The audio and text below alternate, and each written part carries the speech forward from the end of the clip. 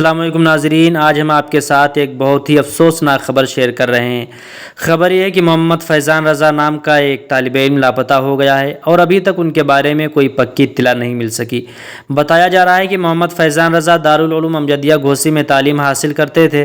آج صبح وہ مئو سے ٹرین میں سفر کے لیے روانہ ہوئے تھے۔ ٹرین میں بیٹھنے کے تھوڑی دیر کے بعد انہوں نے اپنے والد صاحب کو ایک میسج کیا جسے آپ اپنی اسکرین پر دیکھ سکتے ہیں، لیکن اس کے بعد اچانک ان کا فون بند آنے لگا یا رابطہ نہ ہو سکا۔ گھر والے بار بار کال کرتے رہے لیکن فون نہ لگا اور نہ ہی ان کے بارے میں کوئی خبر ملی۔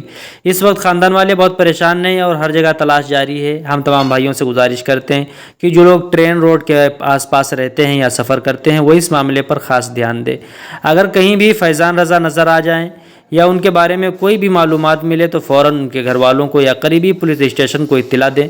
ایسے وقت میں ایک شیئر بھی بہت بڑا کام کر سکتا ہے۔ آپ اس خبر کو زیادہ سے زیادہ لوگوں تک پہنچائیں تاکہ اگر کوئی شخص انہیں دیکھے تو فوری مدد ہو سکے۔ اللہ تعالیٰ سے دعا ہے کہ محمد فیضان رضا خیریت کے ساتھ اپنے گھر واپس لوٹ آئیں۔